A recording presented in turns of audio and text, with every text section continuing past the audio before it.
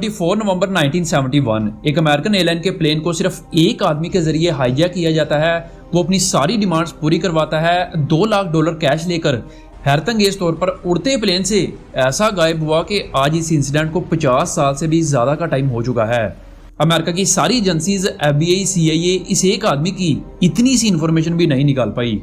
ये कौन था, कहाँ से आया, कहाँ गया, इस $2 लाख कैश का इसने क्या किया, कुछ पता नहीं। 24 नवंबर 1971 तकरीबन 40 साल का एक शख्स सनग्लासेस लगाए, हाथ में ब्रीफकेस पकड़े, बिल्कुल एक जेंटलमैन की तरह अमेरिका के पोर्टलैंड एयरपोर्ट पर पहुंचता है। एयरपोर्ट के काउंटर पर अपना नाम डैन कूपर बताते हुए इसने पोर्टलैंड से सियाटल जाने के लिए एक वन वे टिकट ली, जिसके लिए इसने $20 पे किए। आप इसकी ये रियल टिकट भी देख सकते हैं। उस टाइम पर 1971 में एयरपोर्ट पर कोई खास सख्ती नहीं होती थी।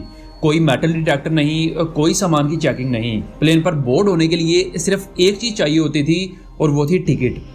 खैर, कूपर प्लेन में चढ़ने के बाद वो प्लेन की सबसे लास्ट वाली सीट पर बैठा।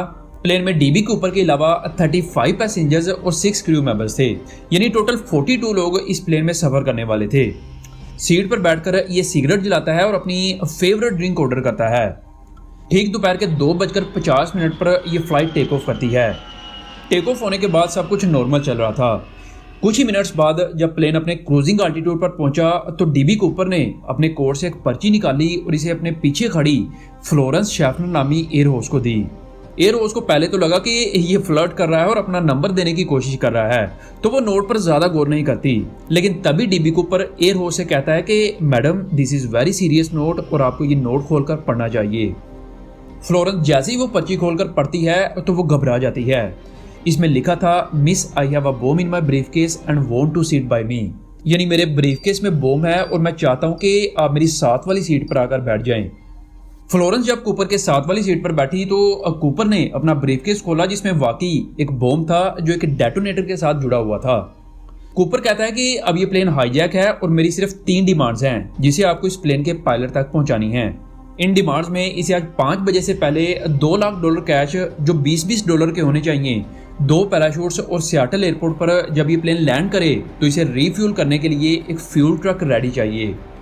कूपर कहता है कि अगर कोई भी चालाकी हुई तो मैं 1 सेकंड भी ज़ाया नहीं करूंगा इस बॉम्ब को ब्लास्ट करने में। प्लेन में मौजूद बाकी पैसेंजर्स को कानों कान खबर नहीं होती कि आखिर प्लेन में चल क्या रहा है। फ्लोरेंस शेफनर इन डिमांड्स को लेकर कॉकपिट में गई और सारी सिचुएशन प्लेन के कैप्टन को बताई। इस टाइम तक प्लेन के सारे क्रू मेंबर्स को इसकी खबर मिल चुकी थी।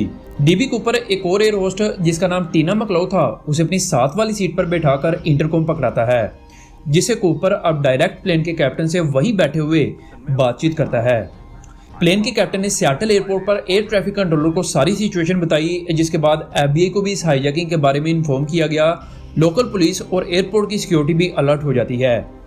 वहीं प्लेन में कूपर पायलट से कहता है कि जब तक उसकी ये डिमांड्स पूरी नहीं होती प्लेन लैंड नहीं करेगा। FBI और लोकल अथॉरिटीज ये डिसाइड करती हैं कि हाईजैकर की डिमांड्स को पूरा किया जाए। अब FBI को पता था कि डिमांड्स तो इसकी पूरी कर देते हैं, लेकिन इसे कहीं तो लैंड करना पड़ेगा और वो पूरी तरह से श्योर थे कि वो इसे पकड़ लेंगे, लेकिन वो कूपर की प्लानिंग शायद नहीं जानते थे। इसी दौरान नेशनल बैंक से $20 के 2 lakh notes 2 parachutes Seattle airport पर मंगवा लिए गए। नोट्स के सीरियल नंबर FBI पहले ही नोट कर लेती है। शाम के 5:24 पर DB कूपर को खबर दी जाती है कि उसकी डिमांड्स को पूरा कर दिया गया है।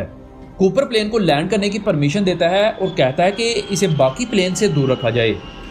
5:45 पर प्लेन के लैंड होने के बाद एयरपोर्ट के किसी वर्कर की मदद से पैराशूट्स और कैश प्लेन तक पहुंचाए जाते हैं। कूपर प्लेन की खिड़की से ये देख रहा होता है। टीना मकलाउ पार्सल को रिसीव करती हैं और लाकर डैन कूपर को दे देती है। प्लेन में फ्यूल भरने का काम भी शुरू हो चुका था, जिसे देखकर कूपर क्रू के अलावा सभी 35 पैसेंजर्स को प्लेन से उतरने को कहता है। अच्छा, अभी तक भी पैसेंजर्स को इस सारी सिचुएशन की कोई भी खबर नहीं थी। शाम के 7:40 के आसपास प्लेन को दोबारा से टेक ऑफ करवाया जाता है। टेक ऑफ होने के बाद कूपर प्लेन के कैप्टन से कहता है कि इसे 10,000 फीट की हाइट पर 200 किलोमीटर पर आवर की स्पीड से मैक्सिको की तरफ ले जाया जाए और हाँ, इसके लैंडिंग गेज और फ्लैप को खुले रखें। पायलट कहता है कि बाकी तो सारी डिमांड्स पूरी हो जाएंगी, लेकिन हमारे पास इतना फ्यूल नहीं है कि हम मैक्सिको जा सकें। हम रेनो या फिर फिनिक्स लैंड करके फ्यूल लेकर दोबारा से टेक ऑफ कर सकते हैं। डैन कूपर ने पायलट से कहा कि रेनो ऑप्शन ठीक है। कूपर ने सभी एयर होस्टेस को कहा कि वो भी कॉकपिट के अंदर चली जाएं और अंदर से लॉक कर लें। एयर होस्ट टीना मैकलो ने आखिरी बार कॉकपिट का डोर बंद करते हुए कूपर को अपनी बैग पर पैसों का बैग बांधते हुए देखा, जिसके बाद इसने पीछे का इमरजेंसी डोर खोला और उड़ते प्लेन से छलांग लगा दी। इसके 2 घंटे बाद 10:15 पर प्लेन रीनो एयरपोर्ट पर लैंड करता है। एफबीआई के एजेंट्स ने प्लेन का चप्पा चप्पा छान मारा। इसमें ना तो कूपर मिला, ना कोई पैसों से भरा हुआ बैग और ना ही कोई बॉम्ब।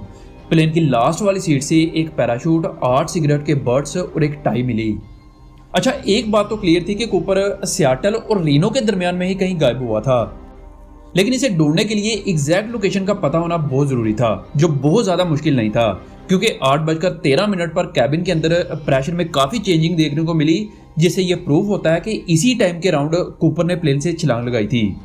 इस रूट और टाइमिंग के हिसाब से कूपर जिस जगह पर कूदा वो जगह सियाटल से 64 किलोमीटर दूर थी और इसके 50 स्क्वायर किलोमीटर के रेडियस में फौरन सर्च ऑपरेशन शुरू किया गया। हैरत की बात यह है कि अगले कई दिनों तक aerial teams, land search teams इस एरिया का चप्पा चप्पा छान मारते हैं। उन्हें डीबी कूपर तो दूर, डीबी कूपर का नामो निशान तक नहीं मिलता। आखिर कैसे एक हट्टा कट्टा आदमी पैराशूट, पैसों से भरे बैग और ब्रीफकेस समेत कैसे गायब हो सकता है? एफबीआई ने पब्लिक की हेल्प लेने का फैसला किया। इन्होंने कूपर का स्केच बनवाकर उन नोट्स के सीरियल नंबर को भी न्यूज़पेपर में छपवा दिया। इनका ख्याल था कि अगर कूपर जिंदा हुआ तो वो इन नोट्स को जरूर यूज करेगा। इन्होंने पब्लिक से कहा कि अगर वो इन सीरियल नंबर्स का एक भी नोट लाते हैं तो बदले में उन्हें $5000 कैश प्राइज दिया जाएगा। लेकिन हैरत की बात यहाँ पर यह रही कि उन सीरियल नंबर्स का एक भी नोट एफबीआई के हाथ नहीं लगा। कई लोगों का कहना था कि कूपर एक ट्रेन कमांडो था, क्योंकि जो पैराशूट वो लेकर कूदा वो मिलिट्री पैराशूट था। उसे दूसरे पैराशूट के मुकाबले में ऑपरेट करना थोड़ा सा मुश्किल था। कई सालों के बाद फाइनली 1980 में एफबीआई को एक सुराग मिला। ब्रायन इनग्राम नामी एक बच्चा अपने पेरेंट्स के साथ कोलंबिया रिवर के किनारे टीना बार नाम के एक बीच पर खेल रहा था। वहां से इसे 3 नोटों की गड्डियां मिली जो कि $20 की थी। इन गड्डियों को जब इन्होंने अथॉरिटीज के हवाले किया, वैसे भी ये नोट्स चलने के काबिल नहीं थे, तो एफबीआई ने जब इनका सीरियल नंबर चेक किया तो लकीली ये उन सीरियल नंबर से मैच कर गया जो कूपर लेकर कूदा था। जहां एफबीआई को ये काफी बड़ी लीड नजर आ रही थी, वहीं नोट्स की गड्डियों ने केस को सोल्व करने की बजाय और उलझाकर रख दिया। ये नोट्स वहां से 27 किलोमीटर दूर मिले थे जहां से कूपर ने छलांग लगाई थी।